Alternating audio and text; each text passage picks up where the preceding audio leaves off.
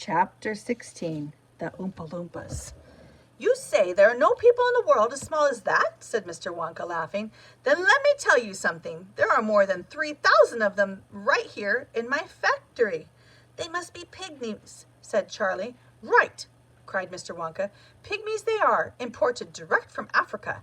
They belong to a tribe of tiny miniature pygmies known as the Oompa Loompas. I discovered them myself. I brought them over from Africa myself, the whole tribe of them, 3,000 in all.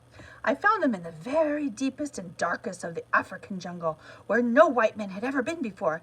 They were living in tree houses. They had to live in tree houses, otherwise, being so small, they would have been gobbled up by every animal in the jungle. And when I found them, they were practically starving to death. They were living on green caterpillars, and the caterpillars tasted revolting.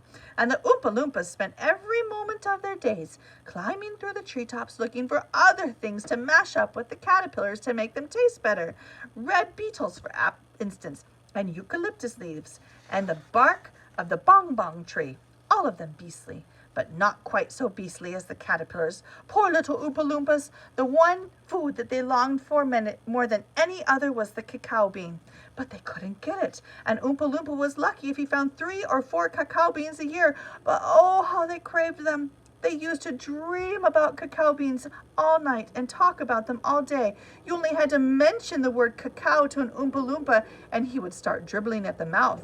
The cacao bean, Mr. Wonka continued, which grows on the cacao tree, happens to be the thing from which all chocolate is made. You cannot make chocolate without the cacao bean. The cacao bean is chocolate.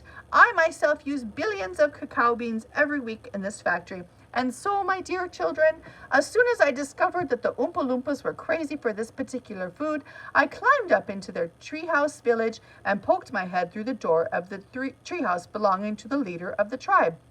The poor little fellow, looking thin and starved, was sitting there trying to eat a bowl of mashed up green caterpillars without being sick. "Look here," I said, speaking not in English, of course, but in Oompa Loompish.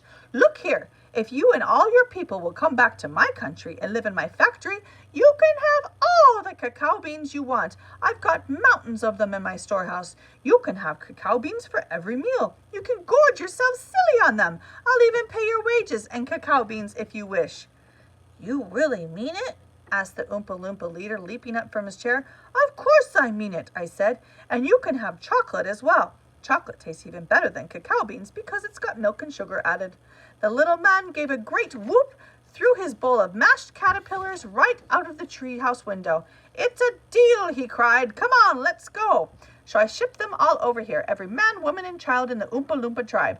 It was easy. I smuggled them over in large packing cases with holes in them, and they all got here safely. They are wonderful workers. They all speak English now. They love dancing and music, and they're always making up songs. I expect you will hear a good deal of singing today from time to time.